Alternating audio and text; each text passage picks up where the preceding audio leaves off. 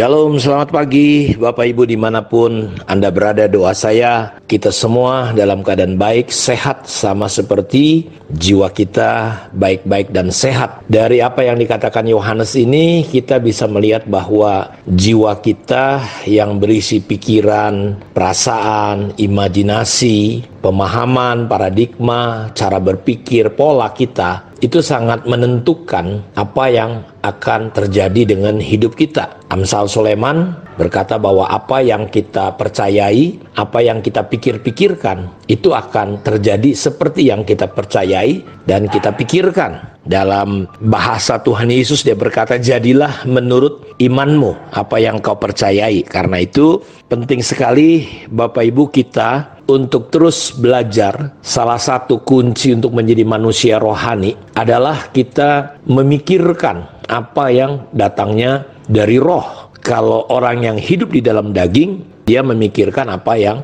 dari daging. Karena itu di dalam kitab Roma pasal 12 yang kita pelajari beberapa hari yang lalu, bahwa janganlah kamu menjadi serupa sama dengan dunia ini, tetapi berubahlah oleh pembaharuan budimu, sehingga kamu bisa mengerti mana kehendak Allah yang baik, berkenan, dan yang sempurna. Dalam perjalanan hidup kita akan sulit bisa membedakan, bertumbuh di dalam membedakan mana yang baik, berkenan, dan sempurna kalau kita tidak mengizinkan untuk kita memperbaharui pikiran kita. Dan untuk bisa memperbaharui pikiran kita, langkah awalnya adalah kita tidak boleh sama dengan dunia.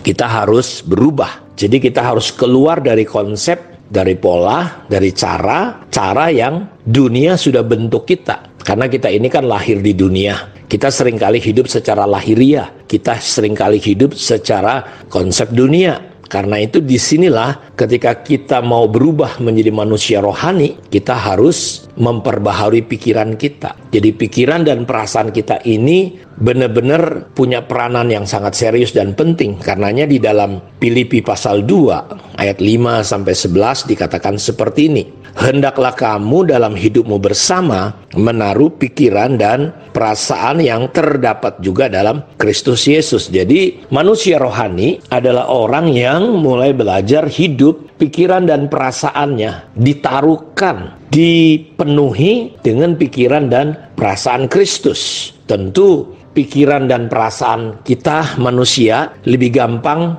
mengikuti pola-pola daging dan pola-pola dunia ini. Tetapi disinilah kita disuruh, seperti kata Rasul Paulus kepada gereja di Filipi, dalam hidup kita bersama kita perlu menaruhkan pikiran dan perasaan yang ada di mana? Yang ada di pikiran dan perasaan Kristus, yang walaupun dalam rupa Allah tidak menganggap kesetaraan itu sebagai milik yang harus dipertahankan. Jadi pikiran dan perasaan Kristus, saudara, adalah dia tidak mempertahankan. Pikiran dan perasaan kita sebagai manusia adalah kita cenderung dalam hidup kita mempertahankan hak-hak kita, pencapaian kita, nama baik kita, reputasi kita. Kita seringkali mempertahankan. Dan itulah bedanya pikiran Kristus dengan pikiran manusiawi kita. Tapi kita di sini disuruh masukkan, taruhkan pikiran dan perasaan Kristus. Dia tidak mempertahankan haknya. Makanya ketika iblis berkata, kalau kau betul anak Allah, rubahlah batu ini jadi roti. Dan Yesus bisa saja, jangankan rubah batu jadi roti, rubah setan jadi roti pun bisa. Ketika iblis suruh untuk dia terjun dari hubungan bait Allah, kan nanti malaikat-malaikat akan datang. Saudara, mau gaya apa Yesus bisa lakukan? Tapi disitulah ketika dalam hidupnya sebagai anak Allah, perannya sebagai anak manusia, dia tidak mempertahankan hak kealahannya. Ketika orang-orang menghina dia, ketika orang-orang menghujat dia, kalau kau betul anak Allah, turun kau dari atas kayu salib itu. Dirinya sendiri, orang lain ditolong, dirinya nggak bisa ditolong. Ketika dia ditangkap di Taman Getsemani, saudara, ketika orang-orang tentara berkata, engkaukah Yesus? Ini aku. Semua orang tiarap. Dan dia dari situ sudah bisa menunjukkan, orang bisa lihat dia bukan sekedar manusia biasa, tapi dia tidak mempertahankan hak kealahannya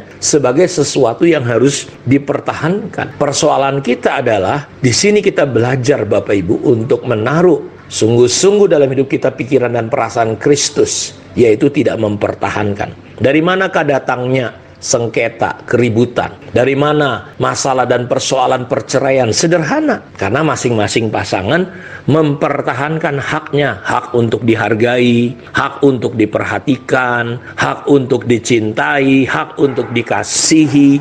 Banyak sekali hak-hak kita. Dan kalau kita mau bertumbuh menjadi manusia rohani, saudara, kita harus mulai belajar seperti Tuhan Yesus. Pikiran dan perasaannya dia tidak mempertahankan haknya. Lihat, perhatikan baik-baik. Semua kekacauan terjadi ketika kita mempertahankan pola pikir manusiawi untuk kita pertahankan semuanya itu. Dan itu menjadi sumber persoalan. Karena itu ego kita. Karena itu kita perlu belajar. Taruhlah pikiran dan perasaan Kristus. Yang kedua, dia bukan hanya melepaskan, tapi dia mengosongkan dirinya dan mengambil rupa sebagai seorang hamba, seorang manusia. Dan dalam keadaan sebagai manusia, dia merendahkan dirinya. Pikiran dan perasaan manusia itu selalu sombong, tinggi hati. Tapi pikiran dan perasaan Kristus adalah kita diajar untuk apa, Bapak Ibu? Untuk rendah hati. Dia merendahkan dirinya sedemikian rupa. Dan orang-orang yang rendah hati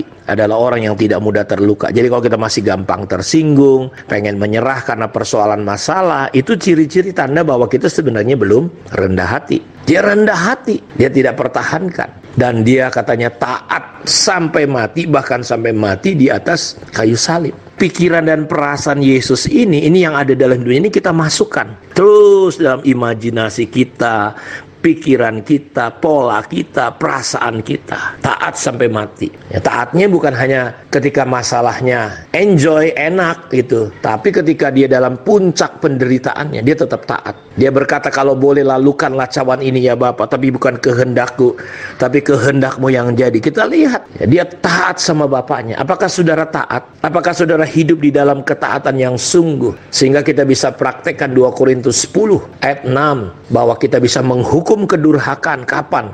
Ketika ketaatan kita sudah menjadi sempurna. Dan kita nggak akan bisa taat kalau kita tidak pernah, Bapak Ibu, belajar untuk meruntuhkan benteng-benteng yang dibangun oleh iblis. Makanya Paulus runtuhkan itu. Apa yang diruntuhkan?